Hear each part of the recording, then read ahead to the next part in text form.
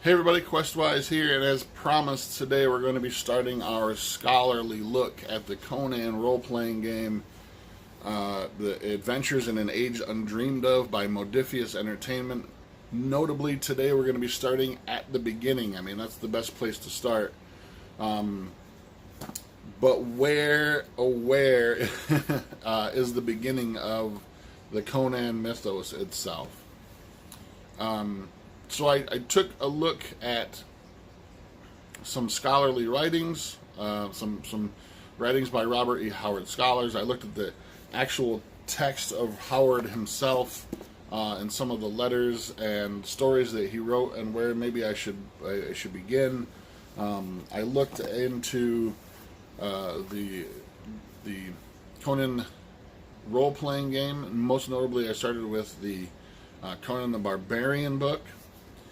And again, it's still a very sort of confusing place on where to start. I decided to start logically at the beginning of Conan's life, which we know very little about which very little is written, and which very little that Howard ever really talked about.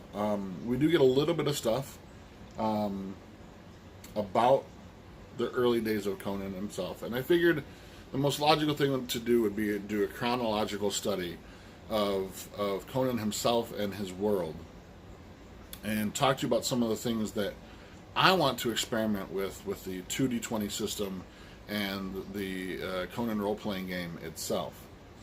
First and foremost, a quote from Robert Howard, in which he says, "In writing these yarns, I've always felt less as creating them than as if I were simply chronicling his adventures as he told them to me.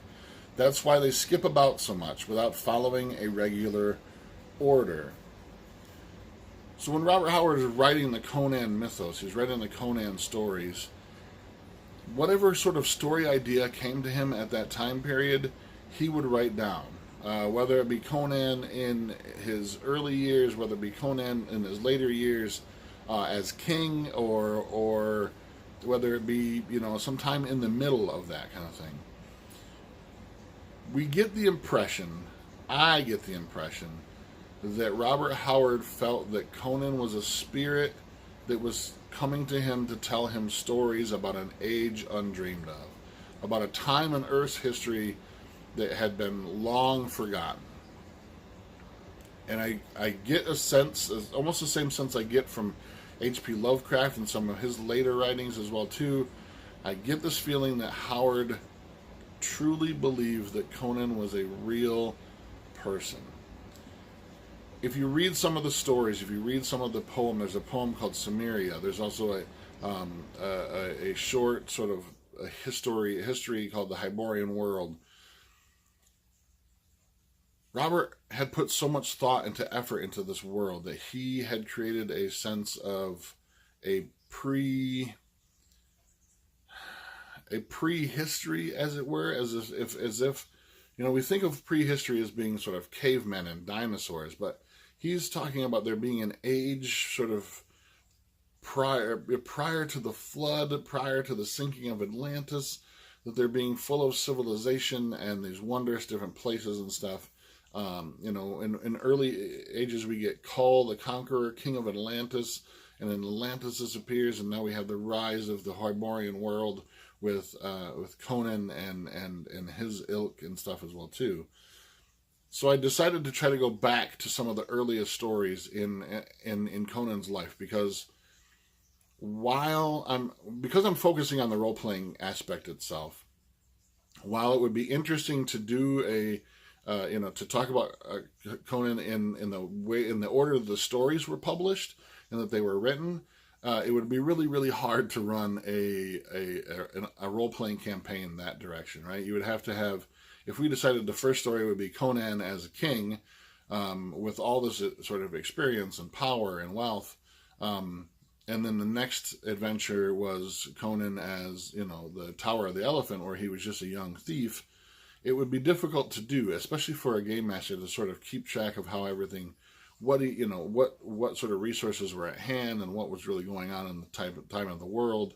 as well as it would be for the players, because they'd have to have a different character every time, and it would be strange to think, well, last time I had all this experience and I had this equipment and stuff, but this time I don't, and so chronologically as a role-playing game, it doesn't make a lot of sense. So what we're going to try to do, and what MODIPHIUS Entertainment has done, and I'm very thankful to them, is that they've done the same thing in their role-playing games. They've started in the early years of Conan's life, where he's probably a young teenager, maybe 15, 16 years old, maybe as young as 14.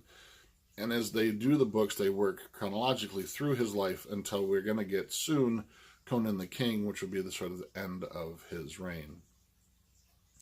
But today we're going to start with the story, The Frost Giant's Daughter. There's a brief letter that Robert Howard wrote about Conan being, Conan's grandfather being sort of an exile from Cimmeria and being an explorer, and how Conan sort of inherited that wanderlust of going about and searching, wanting to see the world outside of just Cimmeria itself, and to experience the wealth and the wonders that lay beyond those borders. And he makes a note in one of his letters where he says that it's curious that Conan, his first foray outside of Cimmeria was not south towards the gleaming cities, but rather north towards the frozen, mountainous, forested region, in which we find the story of the Frost Giant's Daughter. In this story, we learn, and this is encapsulated, and these are still available. If you can find these online, you can get these at Amazon, or any good local bookstore that you have near you can get these as well too. They're still being published. They're it's Del Rey Press, Ballantine Books, so they're definitely still out there. There's a few of them that are a little harder to find, but this is the very first collection, Conan the Cimmerian, or the Coming of Conan the Cimmerian, in which we find the story of the Frost Giant's Daughter. There's also some beautiful illustrations in these books too, so you might want to pick them up just for the awesome sort of illustrations. But we find at the very beginning of the Frost Giant's Daughter, and let me read just a little bit for you here to kind of set the tone of where we're at, as far as setting goes. Across the red drifts, the mail-clad forms, two figures glared at each other. In that utter desolation, only they moved. The frosted sky was over them, the white, imitable plain around them, the dead men at their feet. Slowly, through the corpses they came, as ghosts might come to a tryst through the shambles of a dead world. In the brooding silence they stood face to face. Both were tall men, built like tigers. Their shields were gone, their corselets battered and dinted, blood dried in their mail. Their swords were stained red. Their horned helmets showed the marks of fierce strokes. One was beardless and black-maned. The locks and beard of the other were red as the blood on the sunlit snow. So we're talking about Conan up in Vanaheim, or what Howard called Vanaheim, and Nordheim. Again, historically sort of fitting within our sort of earthly mapping. We're talking about, the Viking realms, right? We're talking about like Norway and Sweden and Denmark and those areas as well. So it's interesting to note that early in his life, when he was simply maybe, again, I'm going to say like 15, 16 years old as a teenager, he decides to leave Cimmeria, that there's nothing sort of left for him there, right? And he has this sort of wanderlust and this bloodlust that's sort of built into him because he's born on the battlefield, right? But rather than go south initially, he goes north. And if you read the letters by Robert Howard himself, it even seems that it baffles him a little bit. Like, why wouldn't you go south? Why wouldn't you go towards the riches? Why would you go north first? And if you haven't read The Frost Giant's Daughter, I highly recommend it. It is a story of giants, and you get to see a sort of a nice breath of Howard's imagination into this weird sword and sorcery world, where Conan himself is very suspicious of magic and of supernatural events and stuff. and decides that he's going to confront them with steel itself, the strength of his arms and the steel that he has behind him. And that while these giants are impressive and they're huge and they might be magical creatures, steel can still bring them down. So a great story. But that's going to be the first foray into Conan itself. One of my favorite things about what MODIPHIUS is doing with this series is that they have a chapter in the book that simply lists a little bit about Conan himself, right? The rest of the book is world building around the area that we're talking about. So we're talking about the northern climates here. We're talking Conan the Barbarian. We're talking about like Nordheim and Vanaheim, and we're talking about some of these northern regions and stuff. And by the way, I don't know if I can get it to focus. The art in this is amazing as well too. And this is a peek at Frost Giant's daughter. But there's in each one of these, there's a chapter called Hither Came Conan, and they talk about the character of Conan as within the stories and how it fits into the game itself. And they give you a complete character sheet for Conan in that sort of time period that they're discussing in each book. One of the things I mentioned before is I would love to run a solo campaign where I would have one player and myself, and the player would actually take on the mantle of Conan and use the character sheet found in each one of these books. And we would move chronologically through his life and tell the stories.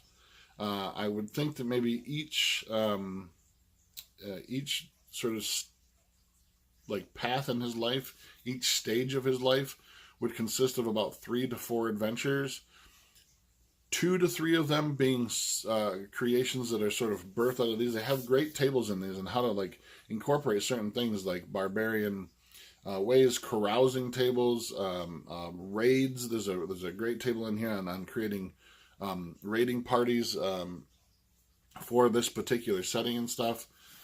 And so running 2 or 3 adventures pre-made or sort of generated by using the book, and then running an adventure in one of Howard's actual stories.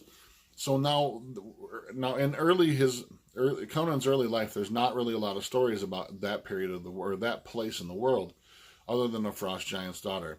But it would be nice to sort of accumulate that stage of his life or that stage of the campaign in the Frost Giant's daughter, and then moving on chronologically through his life. And throughout the breadth of this series, we're going to do the same thing. We're going to move our way through each of the books until we get through all of the sort of supplements for this game.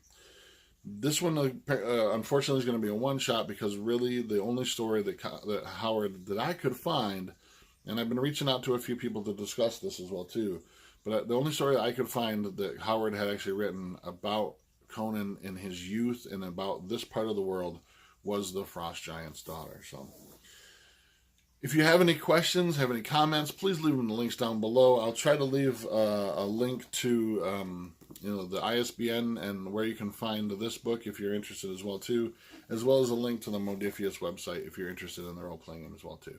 But until next time, I'm Questwise, and we're out.